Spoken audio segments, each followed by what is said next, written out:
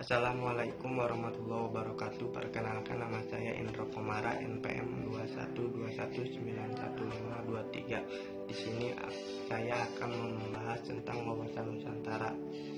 Konsep wawasan Nusantara. Yang pertama, pengertian wawasan Nusantara. Secara etimologis, wawasan Nusantara berasal dari dua kata, yaitu wawasan dan Nusantara. Kata wawasan merupakan kata serapan dari bahasa Jawa, yaitu wawas, yang memiliki pengertian pandangan, tinjauan, dan penglihatan indrawi. Selanjutnya, istilah Nusantara berasal dari kata nusa yang berarti pulau atau kesatuan kepulauan, dan antara yang berarti diambil oleh dua hal. Istilah Nusantara digunakan untuk menggambarkan kesatuan wilayah perairan dan rangkaian pulau-pulau yang ada di Indonesia, di mana terletak di antara Samudra Pasifik dan Samudra Hindia, serta di antara benua Asia dan benua Australia. Lemhanas 1999. Wawasan Nusantara diartikan sebagai sikap dan cara pandang bangsa Indonesia terhadap diri dan lingkungannya yang beragam dan bernilai strategis, dengan menitikberatkan persatuan dan kesatuan bangsa serta kesatuan wilayah dalam menyelenggarakan kehidupan bermasyarakat, bernegara, dan berbangsa demi mencapai tujuan nasional. Wawasan Nusantara yang merupakan wawasan nasional yang bersumber dari Pancasila berdasarkan Undang-Undang Dasar 1945 adalah cara pandang dan sikap bangsa Indonesia mengenai diri dan lingkungannya, dengan mengutamakan persatuan dan kesatuan bangsa serta kesatuan wilayah dalam menyelenggarakan kehidupan bermasyarakat, berbangsa, dan bernegara untuk mencapai tujuan nasional. B. Danusa Putro. Wawasan Nusantara merupakan cara pandang bangsa Indonesia tentang diri dan lingkungannya terkait eksistensi yang saling terhubung serta pemekarannya di tengah-tengah lingkungan tersebut berdasar asas Nusantara. Dari beberapa definisi tersebut dapat ditarik kesimpulan bahwa wawasan Nusantara merupakan sebuah konsep tentang pengetahuan bangsa Indonesia mengenai berbagai aspek untuk kepentingan nasional yang dilandasi nilai Pancasila dan Undang-Undang Dasar. 2. Hakikat wawasan Nusantara. Pada intinya, merupakan sebuah konsep pengembangan pengetahuan masyarakat mengenai ide, gagasan, dan cara pandang yang harus dikembangkan melalui berbagai kegiatan kompetensi yang komprehensif dari masyarakat tentang tanah airnya akan berdampak positif terhadap rasa nasionalisme suatu bangsa. Dengan adanya konsep wawasan Nusantara, bangsa Indonesia dari berbagai lapisan dan profesi diharapkan dapat berpikir, bersikap, dan berperilaku sesuai dengan ajaran Pancasila dan Undang-Undang Dasar 1945.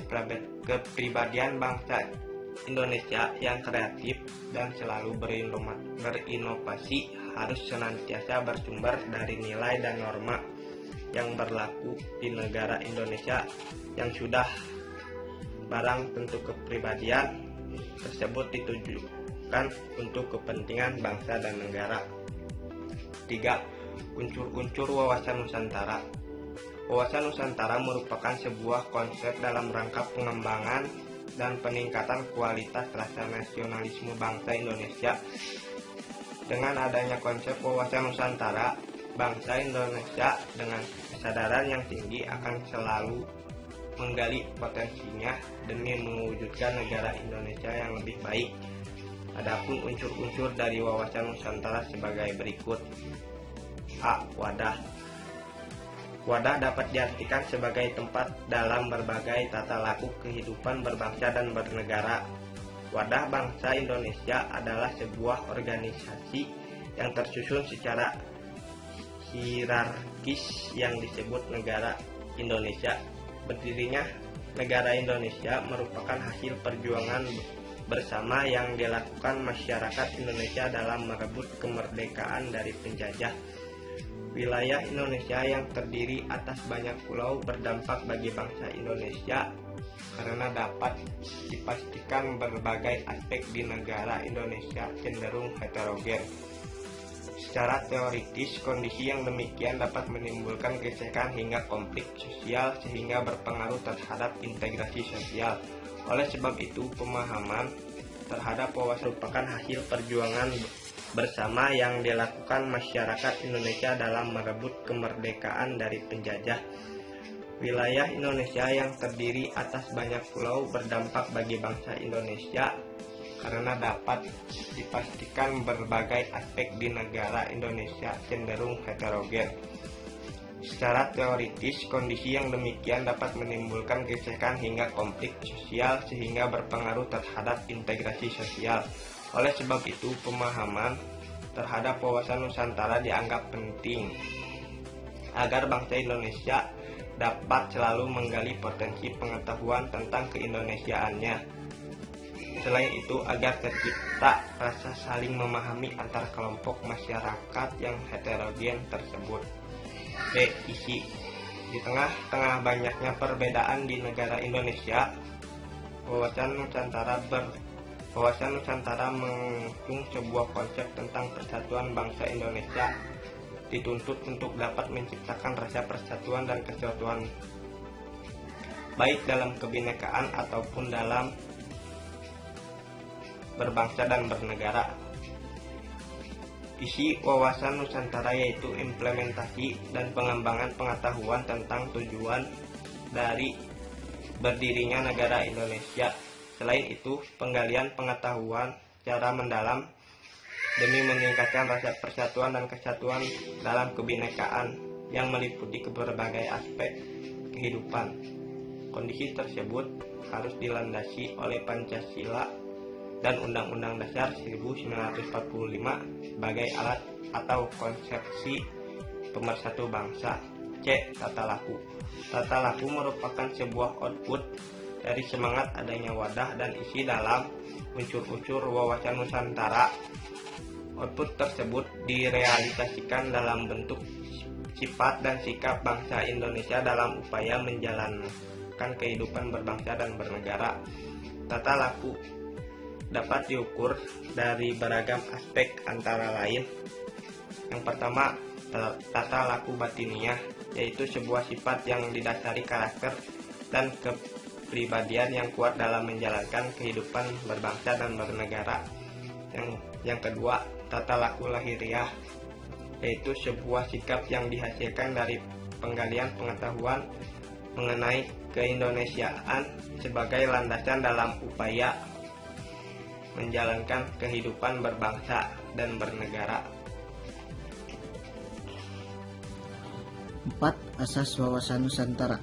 Asas merupakan konsep dasar yang harus dilaksanakan agar dapat memanifestasikan unsur-unsur wawasan Nusantara. Adapun asas wawasan Nusantara sebagai berikut. A. Kepentingan atau tujuan yang sama.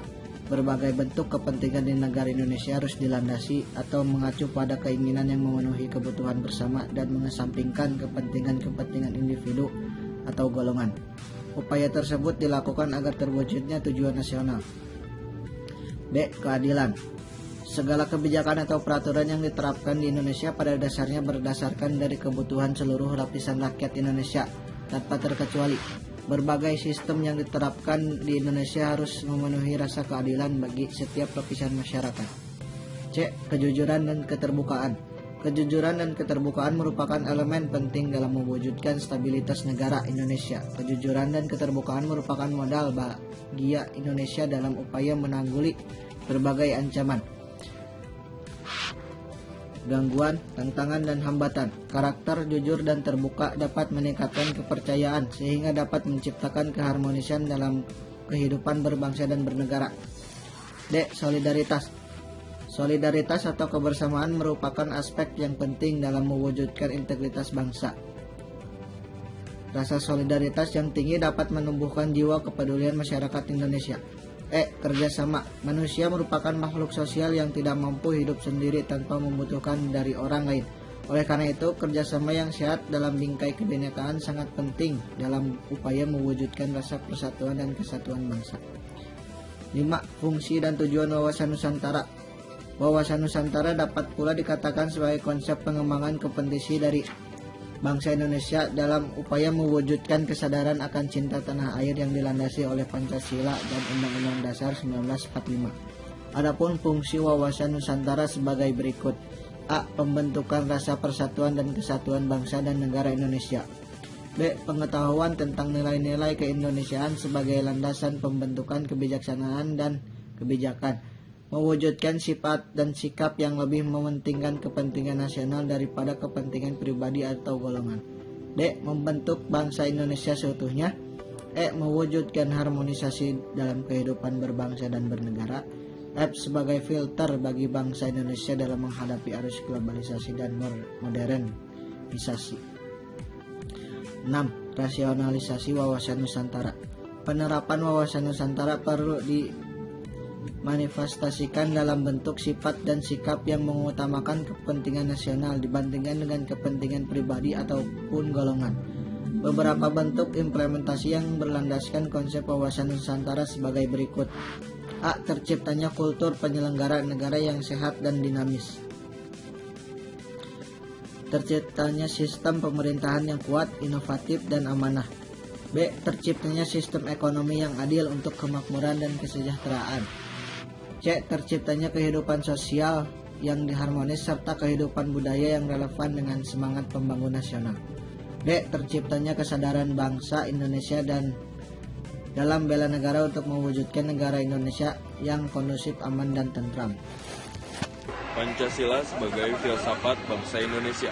Secara etimologis, Pancasila berawal dari kata bahasa Sanskerta yaitu panca yang memiliki arti 5 dan sila yang memiliki arti yaitu dasar. Dengan demikian, Pancasila merupakan 5 dasar. Sebagai sebuah sistem filsafat, Pancasila memiliki kekhasannya sendiri, berbeda dengan sistem filsafat yang lainnya.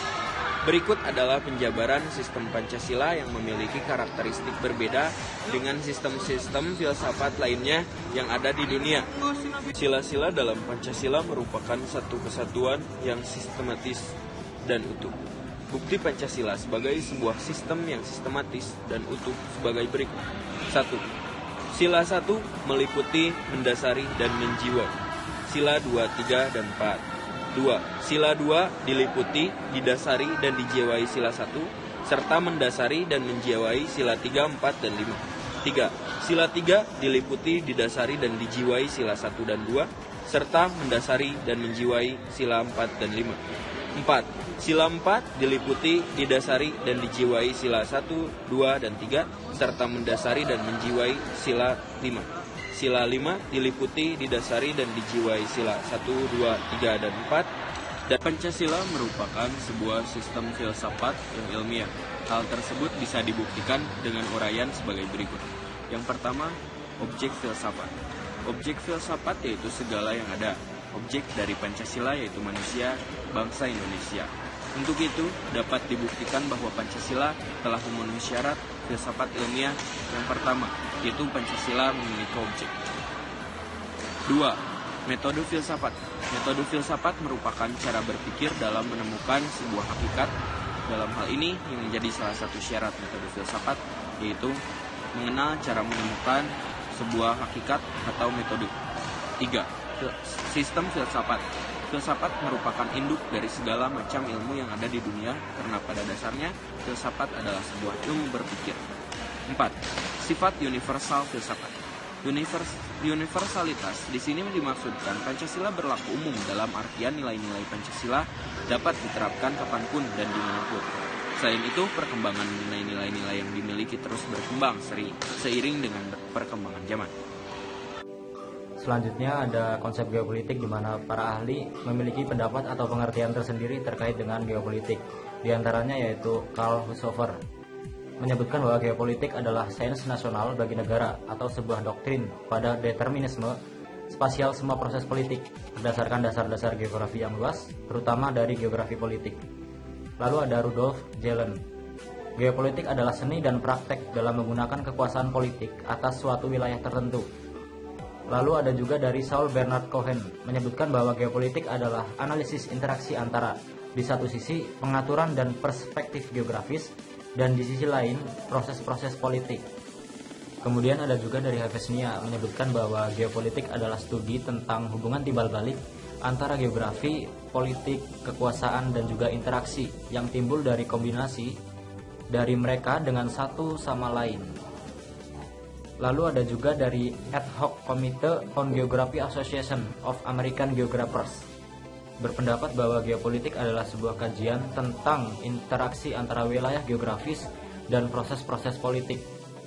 Kemudian ada juga dari Jackson, geopolitik adalah studi tentang fenomena politik dalam konteks wilayah. Lalu yang terakhir ada dari Dal Joni, disebutkan bahwa geopolitik adalah ilmu yang mempelajari tentang keseiringan spasial dari politik atau suatu analisis geografi dari gejala politik. Lalu dapat disimpulkan dari sekian banyaknya pendapat dari para ahli bahwa geopolitik merupakan penyelenggara negara yang setiap kebijakannya berkaitan dengan masalah-masalah geografi wilayah atau tempat tinggal suatu bangsa. Selanjutnya yaitu mengenai ruang lingkup geopolitik. Objek dan subjek dari geopolitik yaitu wilayah-wilayah politik. Wilayah-wilayah yang terorganisir dan terintegrasikan tersebut dinamakan negara. Menurut Taylor, sebagaimana dikutip oleh Budiman, geografi politik sebenarnya merupakan ilmu yang mempelajari tentang negara-negara. Ruang lingkup dari geopolitik pada dasarnya mempelajari tentang korelasi atau hubungan antara kehidupan berbangsa dan bernegara yang penuh dengan aktivitas politik dengan kondisi alam di sebuah negara. Lalu, ruang lingkup geopolitik terdiri dari dua, yaitu yang pertama ada analisis pola interaksi antara kehidupan politik masyarakat dengan melihat kondisi alam yang ada di lingkungan sekitar. Yang kedua, negara merupakan subjek dari geopolitik karena negara merupakan sebuah wadah bagi suatu bangsa dan memiliki kondisi geografis yang berbeda-beda. Selanjutnya mengenai perkembangan geopolitik. Secara historis, bangsa Indonesia dapat memerdekakan dan membentuk sebuah negara atas dasar perjuangan dan persatuan bersama dari berbagai keragaman yang ada. Berikut ragam latar belakang yang dapat mempersatukan bangsa Indonesia, diantaranya yaitu yang pertama, rasa senasib sepenanggungan karena dahulu pernah dijajah dan mendapat perlakuan diskriminatif. Lalu yang kedua, wilayah Indonesia pernah terpisah secara yuridis. Hal ini dikarenakan masih memakai Territorial Sea and Maritime Kringen Ordonnantie 1939 yang menyebabkan luas laut teritorial negara Indonesia hanya berjarak 3 mil. Karena hal itu, laut yang berada di luar jarak 3 mil termasuk lautan bebas dan sebagai perairan internasional. Dengan kondisi tersebut jelas sangat mengganggu kedaulatan negara Indonesia. Wilayah negara di Indonesia menjadi terbatas dan memungkinkan pihak luar dapat memanfaatkan kondisi tersebut. Untuk dapat menjadi negara yang berdaulat, diperlukan upaya yang inovatif dan konsisten untuk mewujudkan harapan tersebut. Salah satu upaya tersebut yaitu merealisasikan wilayah laut Indonesia yang berdaulat secara utuh. Maka pada tanggal 13 Desember 1957, Indonesia akhirnya memiliki konsep hukum laut yang sering dikenal dengan Deklarasi Juanda untuk menggantikan Territorial Sea and Maritime Kringen Ordonnantie 1939 yang dianggap banyak merugikan bangsa ini. Lalu inti dari Deklarasi Juanda yaitu wilayah laut teritorial Indonesia tidak lagi berjarak sejauh 3 mil dari garis pantai. Secara lebih rinci, isi dari Deklarasi Juanda sebagai berikut. Yang pertama, perairan Indonesia, yaitu laut wilayah Indonesia beserta perairan dalam Indonesia. Yang kedua, laut wilayah Indonesia, yaitu jalur laut yang berjarak 12 mil laut. Yang ketiga, perairan perdalaman Indonesia, yaitu semua perairan yang terletak pada sisi dalam dari garis besar. Lalu, negara Indonesia merupakan negara kepulauan atau archipelago state. Terbitnya Deklarasi Juanda membawa pengaruh signifikan terhadap berbagai konsepsi negara. Salah satu hal yang paling nyata yaitu berubahnya konsep geopolitik di negara Indonesia. Sebelum diterbitkannya Deklarasi Juanda, laut yang menjadi pemisah antara wilayah yang ada di Indonesia. Akan tetapi setelah terbitnya Deklarasi Juanda, maka laut justru menjadi penghubung antara wilayah di negara Indonesia. Kondisi demikian merubah konsep geopolitik yang dikembangkan di negara Indonesia. Tidak sampai itu, konsep Deklarasi Juanda secara gencar diumumkan dan dibawa ke ranah forum internasional sampai dunia internasional menyetujui konsep Deklarasi Juanda tersebut. Kondisi geografis suatu negara atau wilayah menjadi penting sebagai pertimbangan dalam pembuatan berbagai kebijakan. Selain adanya perubahan batas wilayah perairan, geopolitik di Indonesia juga dipengaruhi oleh arus globalisasi yang semakin maju dan perkembangan teknologi. Kondisi demikian mengakibatkan terjadi pergeseran konsep geopolitik di negara Indonesia. Pergeseran tersebut dilakukan demi menjaga keutuhan, kesatuan, dan kedaulatan bangsa dan negara Indonesia. Assalamualaikum warahmatullahi wabarakatuh. Perkenalkan, nama saya Muhammad Talib Pratama, NPM 21219157 dari kelas E. Di sini saya akan membacakan atau memaparkan materi tentang konsep geostrategi. 1. Pengertian geostrategi. Geostrategi berasal dari kata geografi dan strategi. Geografi merujuk kepada ruang hidup nasional, wadah, ataupun tempat. Adapun strategi diartikan sebagai upaya menggunakan dan memanfaatkan semua sumber daya bangsa untuk melaksanakan kebijaksanaan tertentu. Adapun pengertian geostrategi menurut para ahli sebagai berikut. A. Purnomo. Geostrategi merupakan pelaksanaan geopolitik dalam negara atau cara suatu negara sebagai upaya mewujudkan geopolitik yang telah dirumuskan. B. Menurut Lim Jok, geostrategi menunjukkan pertimbangan distribusi daratan lautan, jarak dan aksesibilitas antara faktor-faktor geografis lainnya dalam perencanaan dan tindakan strategi. Yang ketiga, C. Menurut Rogers dan Simon, geostrategi membahas tentang pelaksanaan kekuasaan atas ruang kritis di permukaan bumi, tentang keahlian menjalin kehadiran politik dalam sistem internasional. Yang kedua, latar belakang lahirnya konsep geostrategi. Menurut Hugh White, geostrategi merupakan kata yang masih relatif asing. Istilah tersebut pertama kali digunakan di akhir tahun 1930-an hingga awal 1940-an oleh para sarjana yang berbasis di AS. Sebagian besar sarjana tersebut merupakan pengungsi baru yang menyelamatkan diri dari ancaman Nazi Jerman.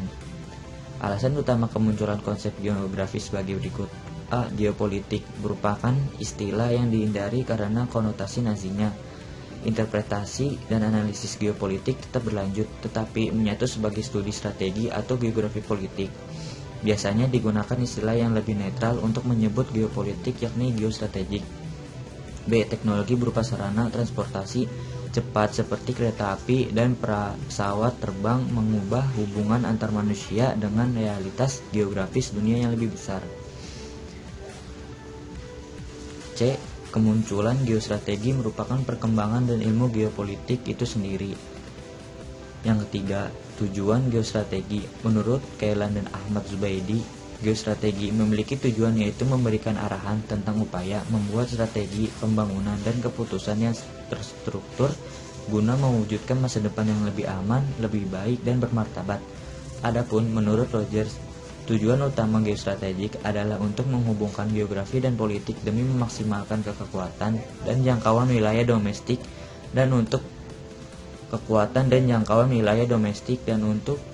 berkubu bagi tatanan internasional yang menguntungkan. Geostrategi melibatkan sebuah perencanaan atau planning yang komprehensif, menetapkan cara mencapai tujuan nasional atau mengamankan aset yang memiliki arti penting bagi militer atau politik. Bangsa Indonesia memiliki harapan untuk mewujudkan sebuah tatanan masyarakat yang adil dan makmur dalam bingkai sebuah negara yang merdeka, bersatu, dan berdaulat yang berdasarkan Pancasila dan Undang-Undang Dasar 1945. Tujuan nasional negara Indonesia yaitu melindungi segenap bangsa Indonesia dan seluruh tumpah darah Indonesia, memajukan kesejahteraan umum, mencerdaskan kehidupan bangsa, dan ikut serta dalam upaya melaksanakan ketertiban dunia.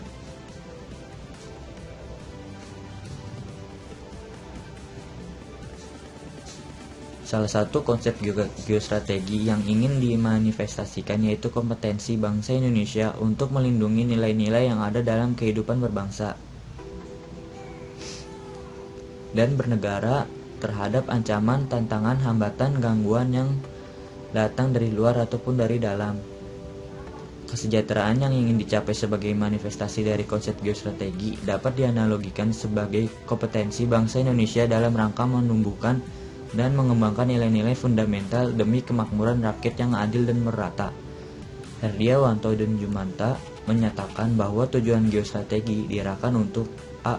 menegakkan hukum dan ketertiban, B. mewujudkan kesejahteraan dan kemakmuran, C. menyelenggarakan pertahanan dan keamanan, D. mewujudkan keadilan hukum dan keadilan sosial, E. ketersediaan kesempatan bagi rakyat untuk mengaktualisasikan diri. 4. Geostrategi negara Indonesia. Dalam mempertahankan kedaulatan sebuah negara, sebuah bangsa membutuhkan pemahaman mengenai geopolitik dan perlu merasionalisasikannya dalam kehidupan berbangsa dan bernegara. Rasionalisasi tersebut memerlukan sebuah strategi, cara, atau metode agar tujuan yang diinginkan dapat dicapai secara maksimal. Menurut lampiran Peraturan Presiden RI Nomor 97 Tahun 2015 tentang Kebijakan Umum Pertahanan Negara Tahun 2015 sampai 2019, geostrategi Indonesia adalah strategi nasional bangsa Indonesia dalam memanfaatkan wilayah negara Kesatuan Republik Indonesia atau NKRI sebagai ruang hidup nasional guna merancang arahan tentang kebijakan dan sasaran pembangunan untuk mencapai kepentingan dan tujuan nasional. Dilihat dari perspektif historis, pengembangan awal geopolitik dan geostrategi di negara Indonesia dilaksanakan Sekolah Staf dan Komando Angkatan Darat dan Lemhanas pada tahun 1965 dalam bentuk konsepsi ketahanan revolusi. Menurut Suradinata, pada awalnya geostrategi diartikan sebagai geopolitik untuk kepentingan militer perang. Sementara itu, di Indonesia, geostrategi diartikan sebagai metode mewujudkan cita-cita proklamasi yang tercantum dalam Mukadimah UUD 1945 melalui proses pembangunan nasional secara universal geostrategik. Diartikan sebagai area geografis kebijakan luar negeri suatu negara memiliki karakter agresif, ofensif, dan outward looking. Geostrategi sendiri menggabungkan pertimbangan strategi dengan geopolitik. Sekian dari saya, kurang lebihnya mohon maaf. Wassalamualaikum warahmatullahi wabarakatuh.